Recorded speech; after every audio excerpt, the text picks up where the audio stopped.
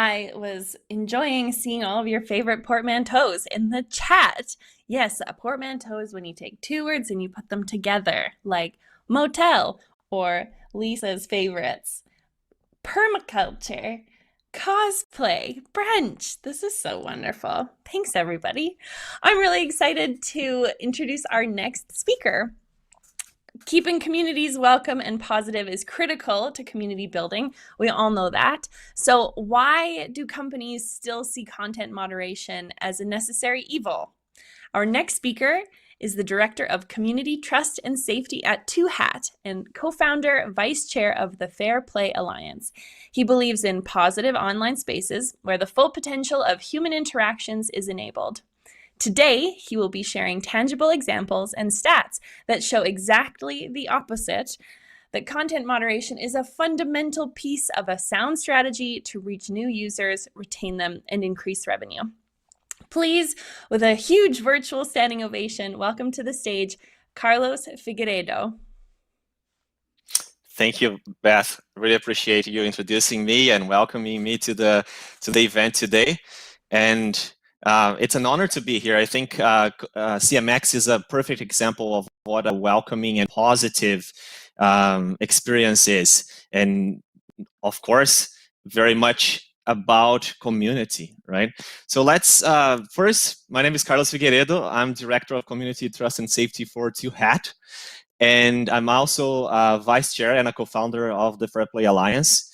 And you know, I cut my teeth in content moderation and online safety a long time ago when I worked for Disney Online Studios. I worked for Club Penguin, the now defunct Club Penguin. So I imagine some people watching here maybe played Club Penguin or their kids were a part of the community. So really that's where I learned a lot of my chops in terms of content moderation. And now I have been at Two Hat for almost 6 years, helping all sorts of online communities be more intentional and strategic about their content moderation approaches. And I have also been featured by some of those awesome publications that you see on screen, and it has been quite the journey. So for our agenda today, I want to talk first about mission and vision of my work and what I do at Two Hat, because that really, I'm very much driven by purpose. And meaning. So that is very much the anchor of everything I talk about in the industry. And I also want to show you that normative online behavior is actually positive behavior. We'll talk about that. I'll show you some stats as well, so it's not just things out of my mind. We'll talk also about the ROI of positive communities. And we'll look at ROI from multiple angles. And at the tail end of my talk, I'll talk about chat insights and how we can learn to design better products from what we see in chat, from what players and users are saying in chat. I'll wrap up with some takeaways, and I hope you can ask some questions at the end so we have an interactive conversation there. So in terms of mission and vision, so what we do at Two Hat really is we believe in a different internet. Let's call it Internet 2.0, because the very intention of the internet is to connect people. And we believe that it's possible to fulfill that vision where we're reaching the full potential, where communities can be welcoming, positive, they can be diverse and inclusive, and everybody can be connected. We believe in that. And to achieve that vision, we also have to take care of some things. And one of them is to ensure that online harms are taken care of and people are safe and they can be themselves online. So this is very much the vision of those communities that can be inclusive, welcoming, can have better retention, and like I said, fulfill their full potential. So let's get to that point of positive online behavior is actually the norm. Contrary to what media might say to us, don't believe it, because when you look at the numbers, it's simply not the case. And just before we get to those numbers, I want to show you something that is related to what happened this year, right? We've seen the increase just of online activities, and I mean, that's no secret to anybody. But what you're seeing on screen right now is just how much it has increased across multiple verticals. that Two Hat serves services, right? So across social apps, online games, all sorts of online communities, the chat increase, just the amount of interaction that has increased online, is just off the charts, right? It's just unbelievable. And of course, we are looking for that solace, for that human connection online that we just simply can't have to a certain degree now offline. And CMX is a great example of how this is being done successfully, where we're all connecting. And the reality is, when you look at the increase, like, wow, before around February, Tuhat was processing about a third of what you're seeing on screen. We are processing now 100 billion human interactions a month. And when I say this, is we're classifying all the chat, all the images, all the things that we're seeing, right? And you can see on the screen that the light blue, which is, of course, majority of the content, especially talking about text, is low risk. So when I'm saying low risk, is the normative behavior that's very positive. People connecting, forming social bonds, talking about the social app, talking about the game they're playing, talking about their favorite sport. They're just connecting and forming those bonds. That is the normative behavior that we see. And if you look at graph, it's hitting sometimes 82%, 83% of all the 100 billion pieces of content that we are processing every month. So you can imagine right there, 100 billion is 6 times roughly the volume of Twitter every month, right? And you're talking about complex human interactions. And most of those complex human interactions are very positive or very normative. So why do we focus so much on the negative, right? And there are many reasons for that. I'm not going to get into the cognitive science and neuroscience to say why we focus on the negative, but we do.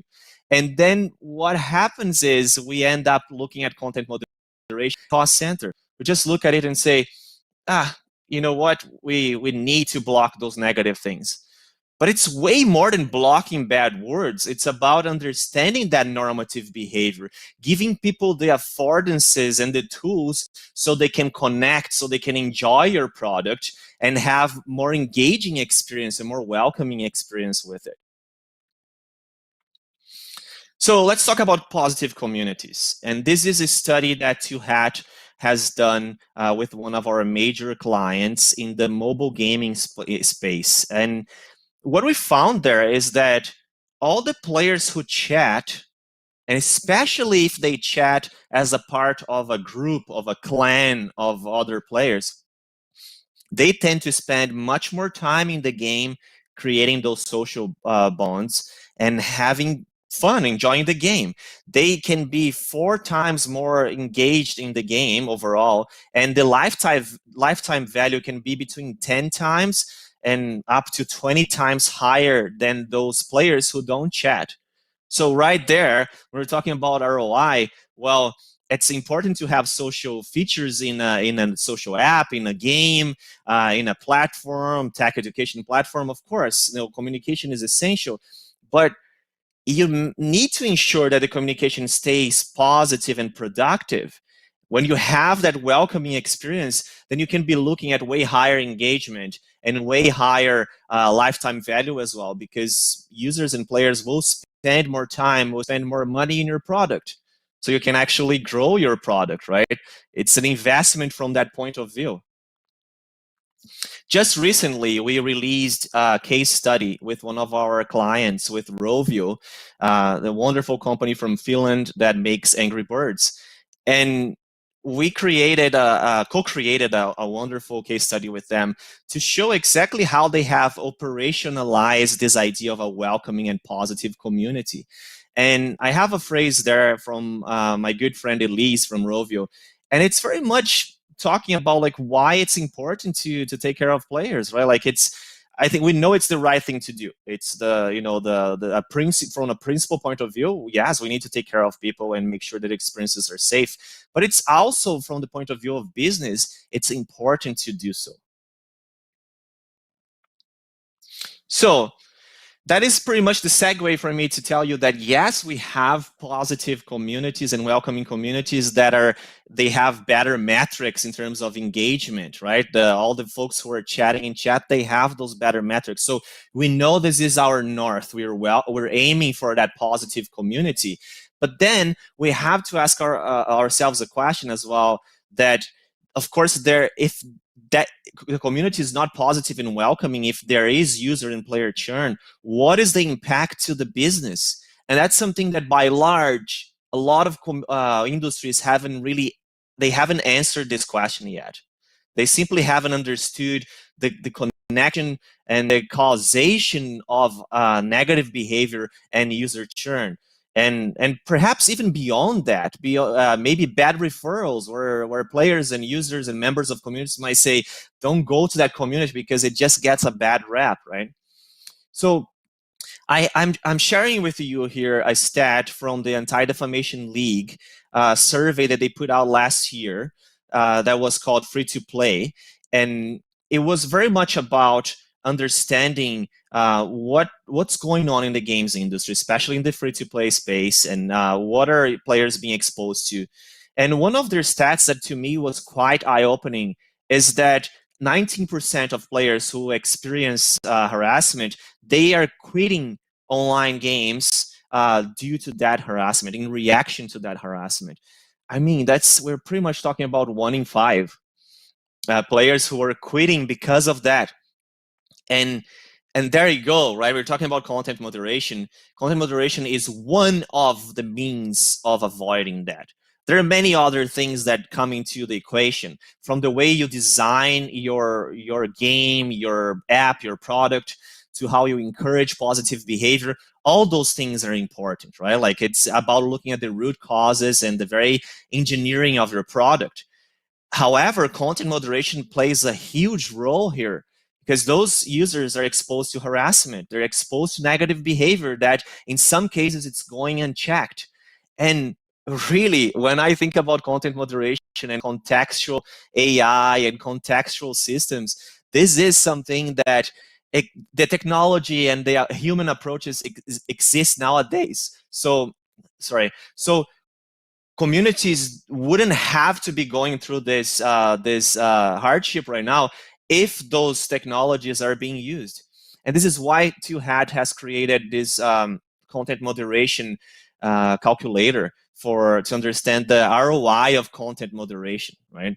And we are pretty much using baseline metrics that are publicly available from the mobile gaming space, right? So we're talking about things like retention on day 1, on day 3, 7, and beyond. We're talking about the average revenue also per daily user.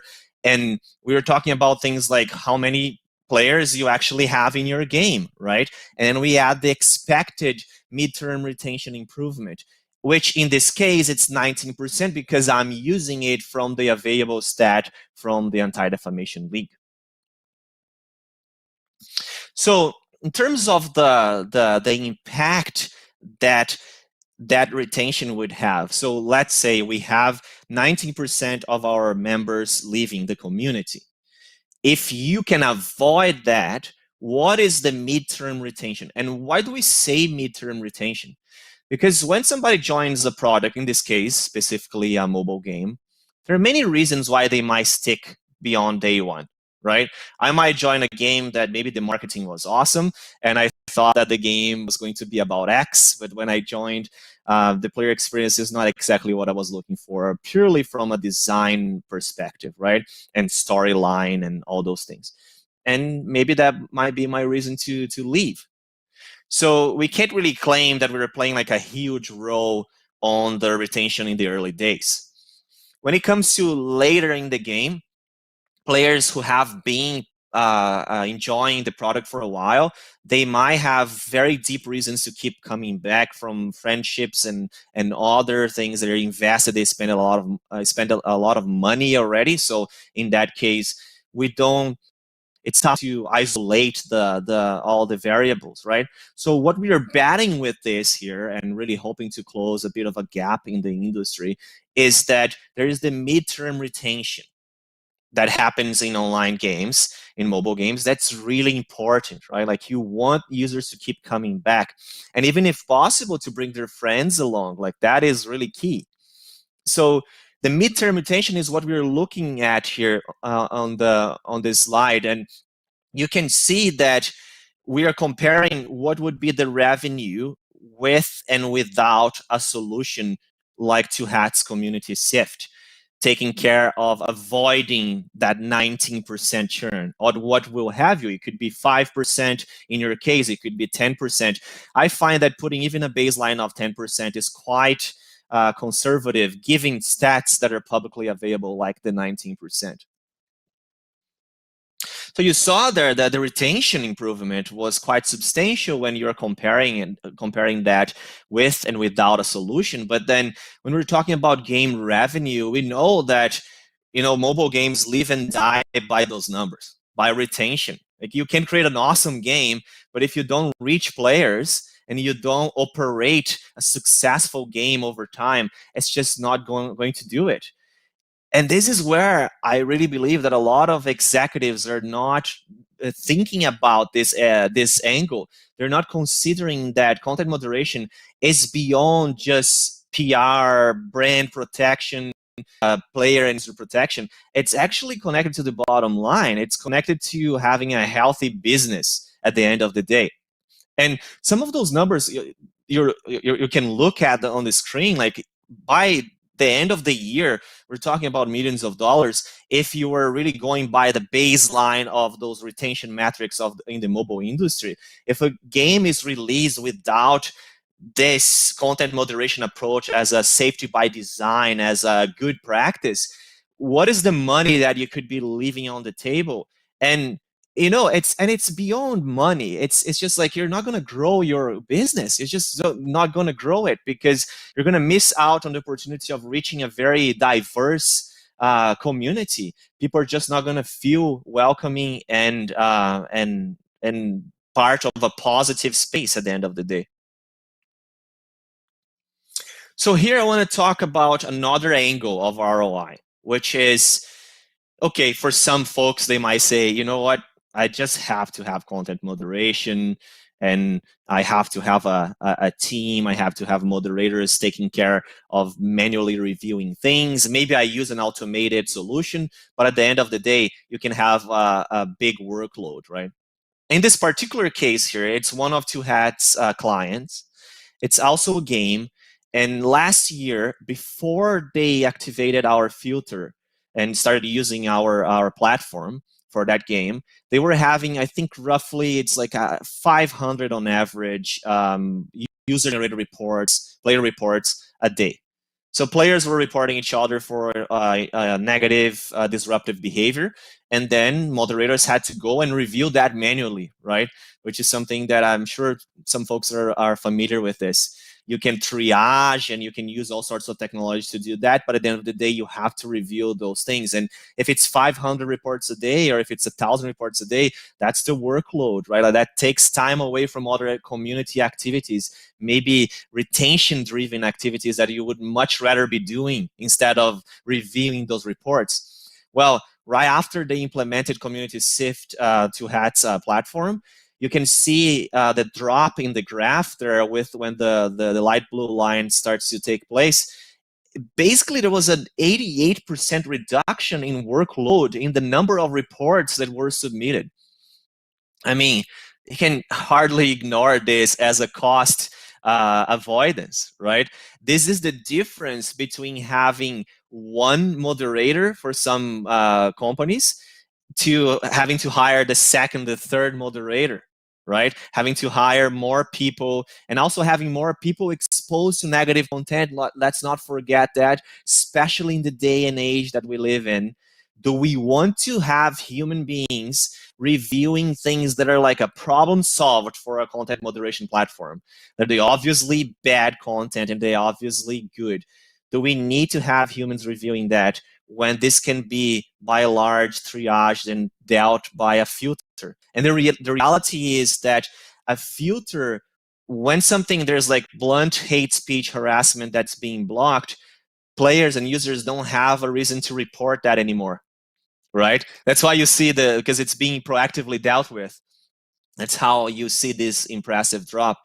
If we're talking about like the average salary maybe of a moderator in the US, if we can assume between $2,500 a month and maybe let's say 3K a month, we're talking about like what is the cost avoidance here, right? The overhead that you're able to keep low, and not to mention the human impact, like I said. And this is a screenshot that brings a lot of joy to me right away, because this is from my Club Penguin days, and it is an actual screenshot of my penguin that was called Zé Carioca. I named my penguin because of one of the three amigos, the parrot, right? And I was born in Brazil, so Zé Carioca has that Brazilian connection for me. And completely unrelated to that, my penguin was just like a Western penguin, right? Like I always I was always wearing the hat and always had the mustache on, and I just had this persona, and I would role play with the kids, and of course, I was moderating online too, but kids didn't know, so I guess this is my big review of, oh, I was actually a moderator, right? Like maybe there's somebody watching who's like, oh, darn it, he was a moderator. Because we kept our identities safe. But the reason why I put it here is there is a untapped area of content moderation that companies are not leveraging either. And it's really not this idea of like, thinking about data mining or anything like that. It's about human understanding, right? It's about really understanding what your players care about, what they like, what they prefer. And especially if you are like steeped into it. Like in this case, when I was working for Club Penguin for Disney, I was a part of the player journey and experience. I was role playing with the kids. I was seeing them role playing and their ideas for new items and new events and all those things. And of course, as part of the player experience team, I had many responsibilities, but I was also responsible for looking at those things, right? Like I answered emails and did many things. So yes, we get player feedback from emails. Sometimes we might get from surveys, depending on the company. But how about chat, which is an unfiltered communication, right? From the point of view of what people are filtered as far as it goes. Like if you're doing a survey, it's very directed, right? You're asking questions. This is very raw. Chat is very raw. People are just saying what they think, what they like, what they dislike, what they want. I don't really think we are leveraging it to the full potential to understand how we can improve our core loops of our games, of our apps. How can we improve retention and engagement loops by what players and users are actually talking about, right? And there's so many examples from from my time at Club Penguin, and all the things that I learned, and I still see also some companies doing this and listening to players. I think this is really another critical piece, is listening to your community members, to your users, to your players. And I think it goes through this understanding of chat. So how much of a gap there is there when users are when companies are just looking at content moderation just as means to an end, as in, now I just need to block negative words, right? So as takeaways, when you're looking at all those points of view, really, I firmly believe that content moderation is not a cost center. It's way beyond that. You're looking at investment from the point of view of, do you want to have a welcoming, positive community that in turn will translate into better engagement, in better retention, and of course, revenue for your product, and so you can grow your community. It's going to be important for that. And in terms of cost avoidance, like I said, to be more proactive and actually take care of your team as well, it's important to leverage automation from that point of view.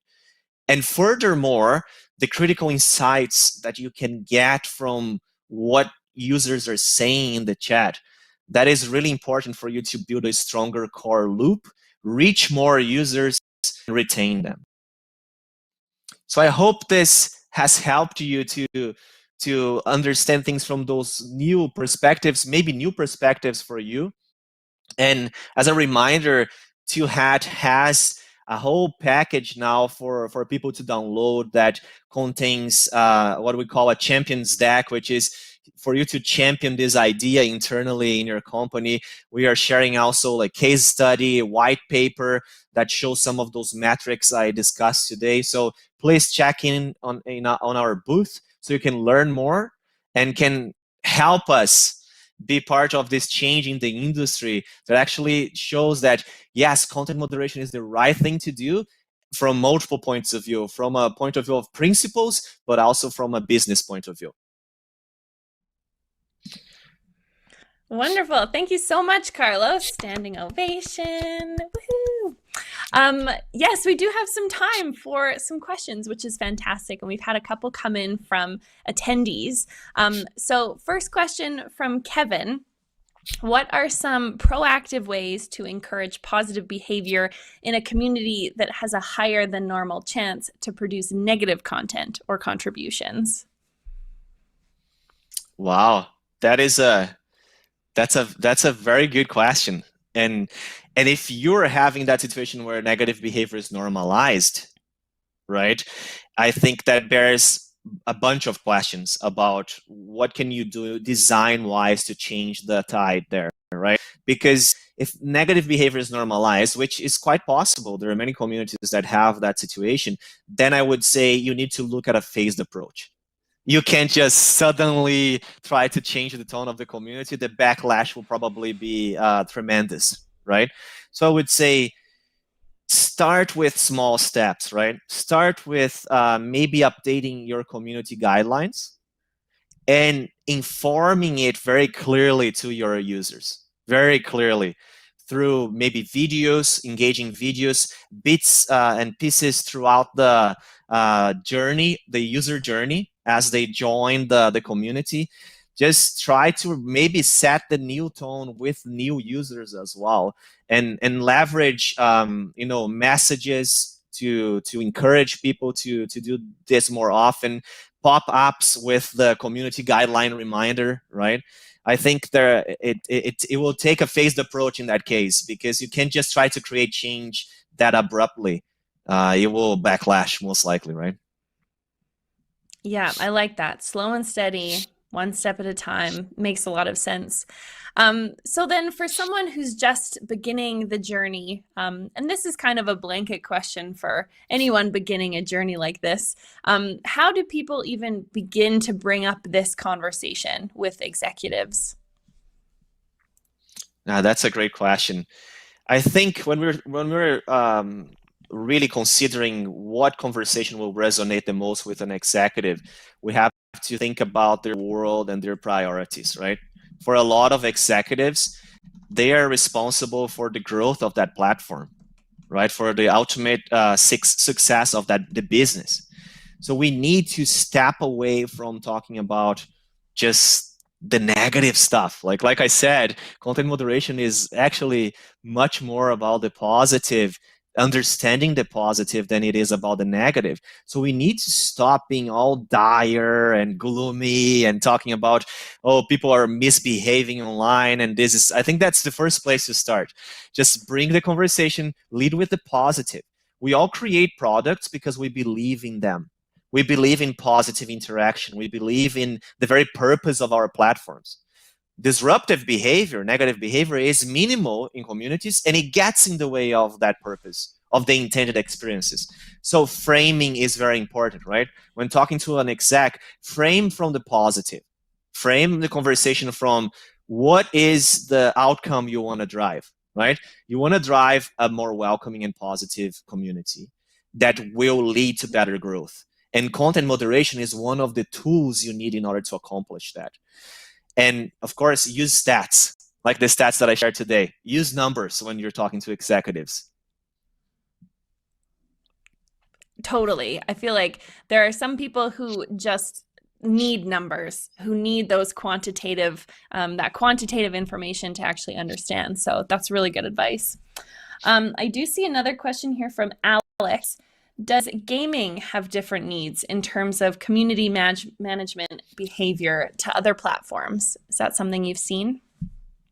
Yes, I believe so. And I'll give you one example that perhaps will illustrate why I believe that. Online games are very dynamic, right? You have communication just flying when you have like live chat. It's happening so fast, right? And there is such a thing as gaming lingo, right? And internet lingo and pop culture. And a lot of players, they love to subvert filters. Sometimes intentionally, sometimes just because they like to use leet speak and they like to use acronyms and things like that and Unicodes. However, some players will see that there is a word filter in place.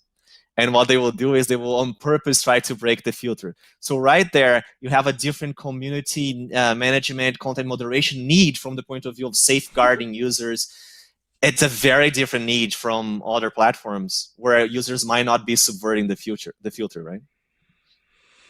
I That's crazy. I These challenges that community professionals face all the time are just so interesting. Yeah, upside down characters, invisible characters, Unicodes, accents from other languages, everything under the sun players will use to subvert a filter.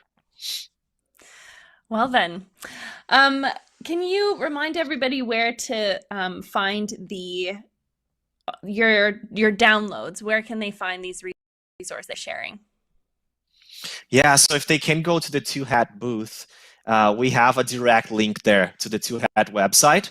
That would be the easiest path for you to take, because then you go to a landing page at twohat.com, and then you can download your bundle of content to help you in this journey to, be a champion for how this is actually more of an investment to really protect your users and your community.